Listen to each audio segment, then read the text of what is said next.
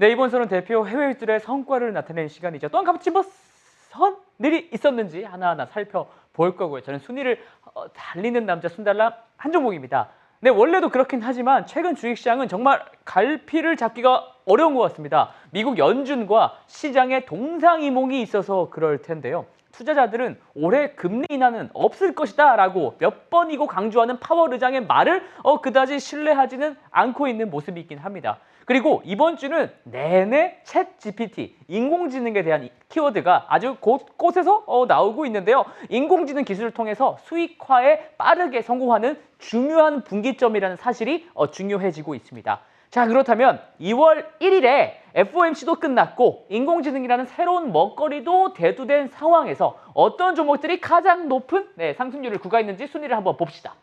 FOMC 직후에 2월 8일까지 상위 종목들인데요. 익숙한 종목들이 좀 많죠.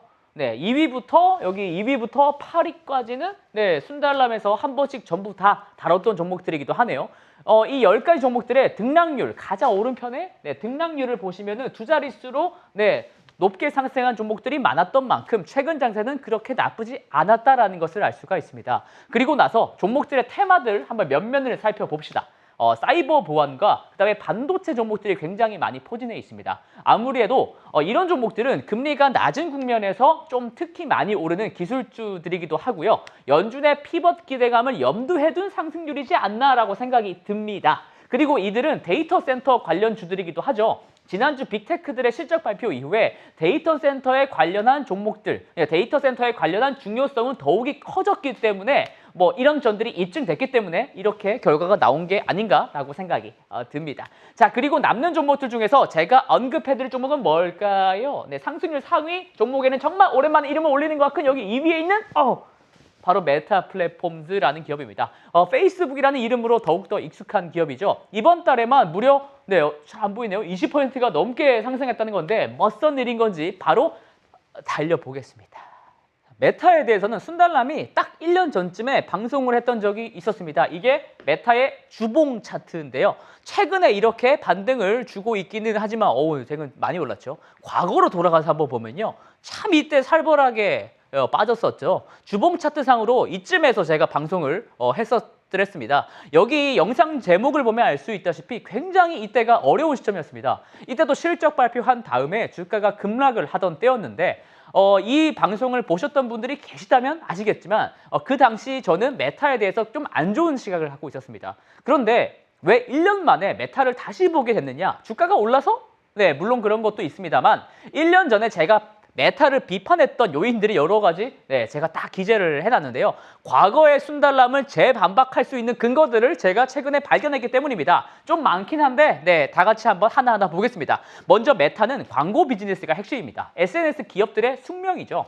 그런데 광고라는 것은 경제 환경 변화에 극도로 민감합니다. 게다가 애플의 개인정보 보호 정책이 엄청 강화되면서 이에 매출이 직격탄을 맞게 됐고 딱히 메타가 이를 파회할 역량이 없는 것 같다고 비판을 했었습니다. 근데 최근에는요. 중국을 포함해서 리오프닝에 관한 광고 수요가 회복세를 나타내는 데이터들이 속속 나오고 있습니다. 그리고 애플의 정책에 피해를 본 것은 사실이지만 메타가 가진 AI 역량을 활용해서 개인화된 광고를 계속해서 넣어줌으로써 광고주들로부터 받고 있는 광고 단가 방어를 점차 하고 있습니다.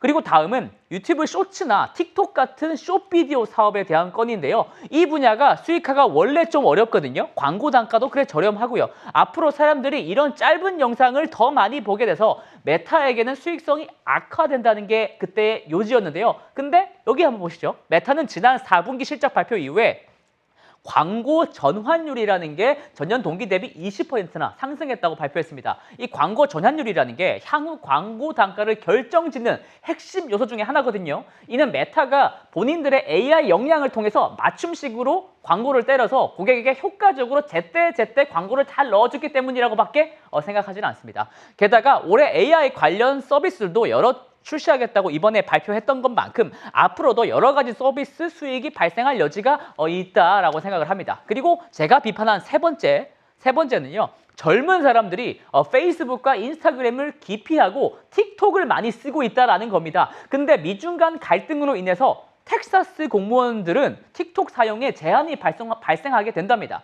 이런 현상은 여러 가지 지방 정부가 다 같이 도입할 여지가 있고요. 미국 안에서 틱톡 이용률이 저하될 수도 있습니다. 이런 경쟁에서 수혜를 입는 것은 당연히 메타겠죠. 실제로 틱톡의 사용자 숫자는 감소했고요. 반면 메타의 숏비디오인 릴즈의 사용량은 증가하고 있는 추세이기도 합니다. 그리고 사실 이 부분이 가장 비판을 받는 지점이기도 했고요. 저도 걱정을 많이 했던 부분인데 바로 여기서 보실까요? 여기서 조금 더 밑에 있는데 바로 메타버스 관련 건이죠. 미래의 먹거리인 메타버스에 너무 많은 돈을 쏟아붓고 있는데 이거 진짜 잘 되는 거 맞아? 라고 우려 섞인 시선들이 많았다는 겁니다. 매년 10수조 원을 쓰면서 메타버스에 올인을 하는데 미래가 불투명해 보이니까 당연한 불평이죠. 실제로 왼쪽의 그림처럼 이 그림 한번 보시죠.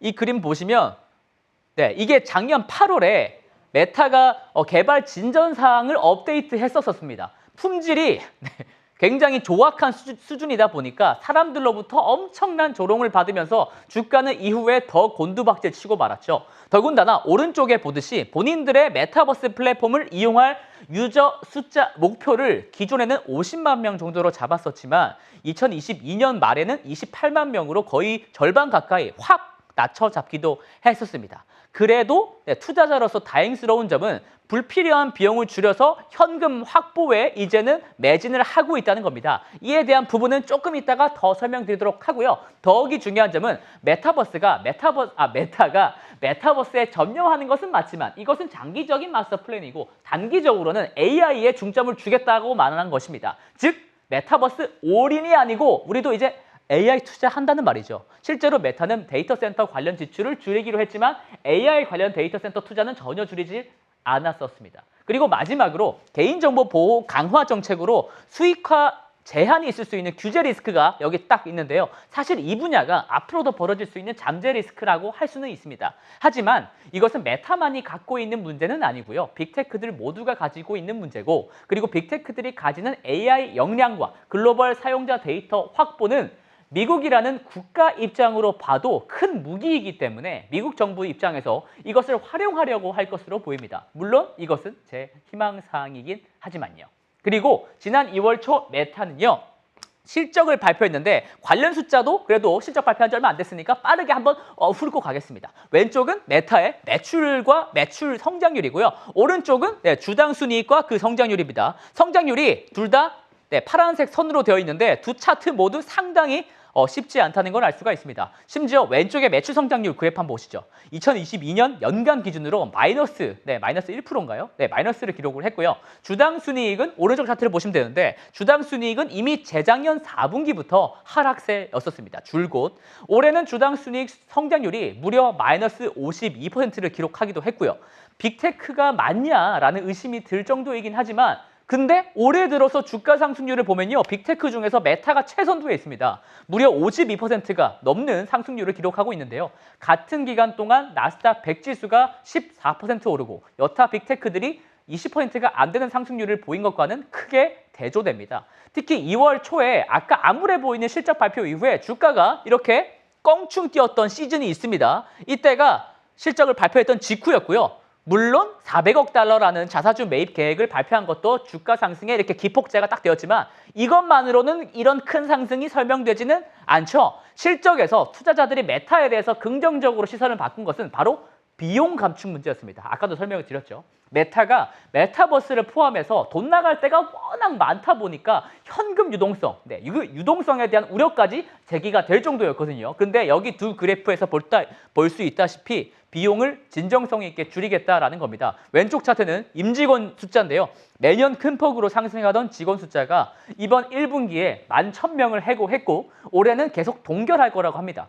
미국은 해고가 비교적 자유롭기 때문에 해고 무서운데 해고가 자유롭기 때문에 동결한다는 소리는 올해 사람을 지속적으로 내보낼 거라는 얘기입니다. 그리고 오른쪽에 있는 것은 캐펙스 금액인데요. 이 캐펙스는 큰 폭의 자본 지출 금액이라는 건데 이 큰 폭의 자본 지출 금액을 줄이겠다라고 메타가 선언을 한 겁니다. 작년 11월만 하더라도 한 355억 달러 정도 쓰겠다고 했는데 이번 2월 달에 315억 달러로 확 낮춰 잡은 겁니다. 비용 덜 쓰겠다는 거예요. 다이어트를 확실하게 하겠다는 겁니다.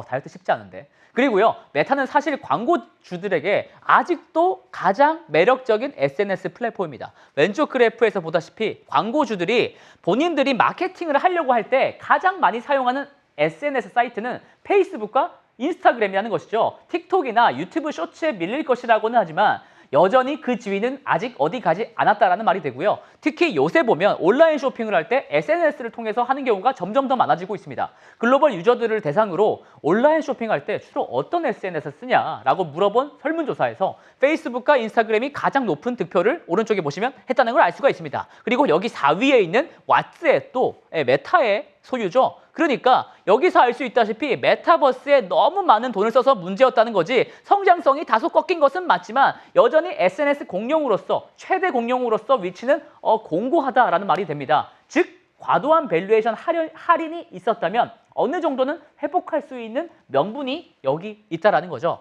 그래서 메타의 밸류에이션이 얼마나 될지 제가 한번 찾아봤습니다. 12개월 선행 기준 PER이 최근 15.7배더라고요. 이 차트는 과거 5년 동안의 PER을 제가 그려본 겁니다. 5년 평균 PER이 18.8배니까요. 평균보다 지금 낮은 상태입니다. 그리고 과거 사례를 들어서 제가 지금 밸류에이션을 평가를 한번 해보겠습니다. 가장 왼쪽에 보시면 개인정보 유출이라고 적혀 있는 데 있죠? 그게 2019년 1월입니다. 이 당시 2018년에 있었던 개인정보 유출 사태에 따라서 규제 리스크가 있었고요. 또 인스타그램의 수익화 가능성에 대한 우려가 이때 있었습니다. 사실 이때와 지금 상황이 좀 꽤 유사해 보이기도 하고요. 이때도 PER 저점이 한 15배 정도 됐었습니다. 그리고 이때와 밸류에이션이 엇비슷했던 때가 바로 이 코로나 팬데믹 시점이었고요.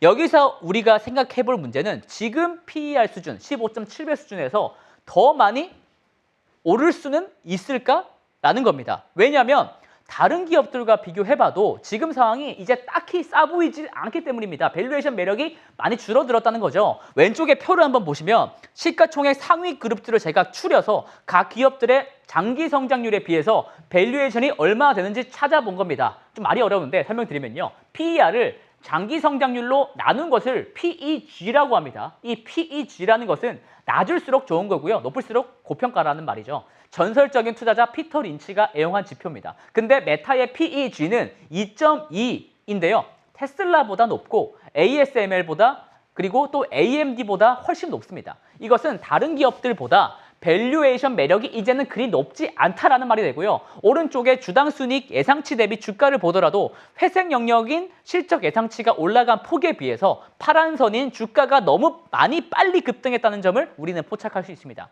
그러니까 주가 상승을 정당화하려면은 뭔가를 더 이제 보여줘야 한다는 말입니다. 왜냐하면 주가가 이렇게 빨리 올랐으니까요.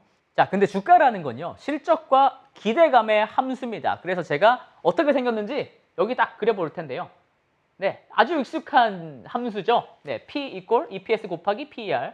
메타의 실적이 극적으로 상승하려면 이 EPS가 올라야 한단 말인데, 이 EPS가 오르려면은 본인들의 숏폼 비디오인 릴즈가 기존 서비스처럼 수익성이 올라가야 합니다. 아직은 1년 정도가 더 지나야 하는 부분일 거라고 메타는 설명을 하고 있습니다. 그리고 광고 시장, 그러니까 본업인 광고 시장이 단기간에 과거 수준으로 확 올라오기는 쉽지가 않죠. 그러니까 실적 상승은 당장 기대하기 어렵다는 말이 되어 있고요. 그러니까 메타가 당장 추가적인 주가 상승을 정당화하려면은 PER을 높여주는, 즉 기대감을 더 심어줘야 한다는 말이 됩니다. 개인화된 맞춤형 광고로서 광고 단가를 올릴 수 있는 역량, 그리고 서비스 다각화가 가능해져야 한다는 말입니다. 그리고 이것을 가능케 하는 것은 바로 최근에 아주 뜨거운 주제죠. 바로 AI입니다. AI에 대한 내용을 오늘 한번 또 뜨겁게 달려볼 텐데요.